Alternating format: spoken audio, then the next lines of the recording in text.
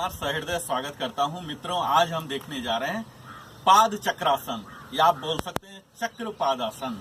इसमें हम leg rotation करने जा रहे हैं। चूंकि लेग पर कर रहे हैं मित्रों, तो लेग तो हमारे मजबूत होंगे ही, थाई होंगे, हिप होंगे, वेस्ट होंगे। इसके साथ साथ ये जो पेल्विक एरिया है ये भी हमारे स्ट्रांग हो रहे हैं। इसके साथ साथ हम अपने एब्डोमिनल मसल पर मसाज करने जा रहे हैं।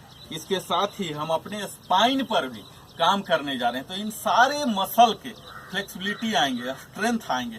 तो आइए हम सीधा शुरू करते हैं और बातें भी हमारी जारी रहेगी। तो इसके लिए भी हम बेस पोजीशन, स्टार्टिंग पोजीशन में आ जाते हैं, जो कि पीठ के बल सोने से शुरू होता है। शरीर को बिल्कुल सीधा कर लेंगे, हाथों को फेसिंग फ्लोर रखेंगे।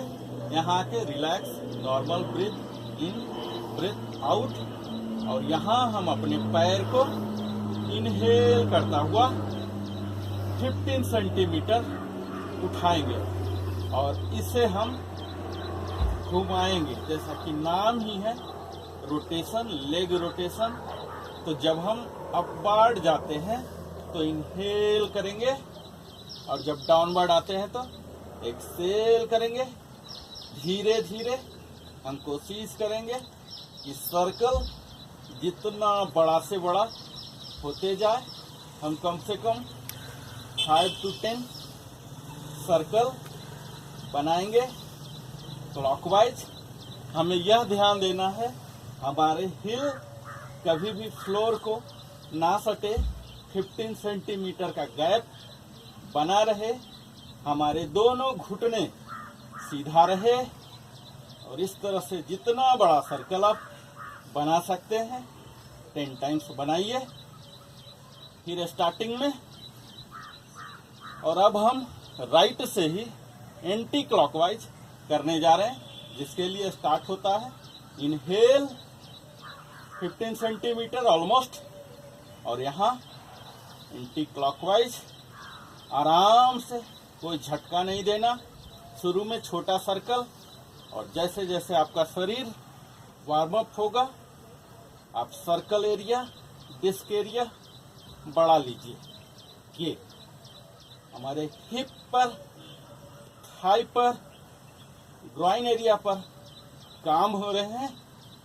आपको स्ट्रेस नहीं लेना है, आराम से करना है 5 to 10 टाइम्स।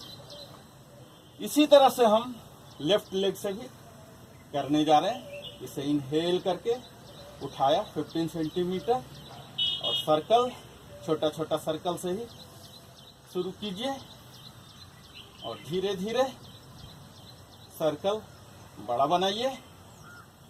ऊपर जा रहे हैं, अपवर्ड मूवमेंट में इनहेल और डाउनवर्ड में एक्सहेल। दोनों घुटना को सीधा रखते हुए आपके अवेयरनेस आपके थाई पर होने हैं, आपके नी पर होने हैं। ब्रीदिंग सिंक्रोनाइज कर रहे हैं, उस पर होना है, और काउंटिंग कर रहे हैं, इस पर होना है। इस तरह से 5 to 10 टाइम्स क्लॉकवाइज आपने कर लिया। अब इसे ही हम एंटी क्लॉकवाइज करने जा रहे हैं। लेफ्ट लेग को 15 सेंटीमीटर उठाया, और ये हमारे हाथ, एल्बो बिल्कुल सीधा हो, नेक सीधा, हेड सीधा। आंखों को बंद रख सकते हैं, दोनों नी लॉक रहेगा। ब्रीदिंग को सिंक्रोनाइज कीजिए और फिर देखिए आप किस तरह से अपने एब्डोमिनल ऑर्गन्स पर काम कर रहे हैं। धीरे धीरे एक्सपर्टाइज आएगा, आपका सर्कल बनेगा, और आप देखेंगे कि कैसे आपके एब्डोमिनल मसल मजबूत हो रहे हैं, और जो बेली फैट है ये गायब हो जाएगा। ये करने के बाद हमें रेस्ट लेना है एब्डोमिनल ब्रेथ के साथ। एब्डोमिनल ब्रेथ क्या है मित्रों? हम इनहेल करेंगे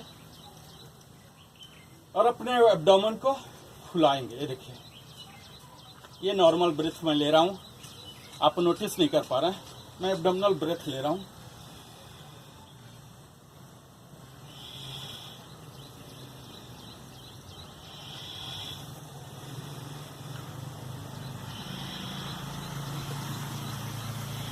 यानी कि जब हम ब्रीथ इन कर रहे हैं, इनहेल कर रहे हैं, तो अपने स्टोमक को फुला लेते हैं। ये फुलाने से हमारे लंग्स को, डायफ्राम को और ज़्यादा जगह मिल जाता है नीचे एक्सपैंड होने का, और तब हम बिल्कुल नॉर्मल स्थिति में आ जाते हैं, आराम में आ जाते हैं। जो हमारा शरीर थका था वो बिल्कुल आराम से आ जाते हैं। तो इस तरह से आपको रेस्ट लेना है एब्डोमिनल ब्रीदिंग के साथ।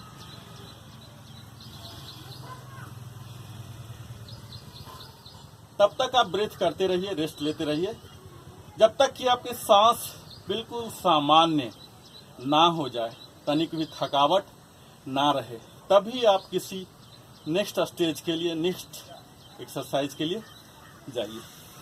मुझे उम्मीद है आप इस पाद चक्रासन, चक्रपादासन, लेग रोटेशन को अपने एक्सरसाइज रिजाइम में लेंगे, अपने योगा के शेड्यूल में शामिल करेंगे, और फिर देखेंगे कैसे आपके बेली फैट छूमंतर हो जाते हैं। इसके साथ ही आपके डाइजेस्टिव सिस्टम को स्ट्रांग करेगा, लोअर लेग्स को मजबूत करेगा। इन सारे फायदे को उठाने के लिए आप नियमित कीजिए और हमारे साथ बने रहे। इसके लिए बहुत बहुत धन्यवाद। नरेंद्र कुमार की ओर से।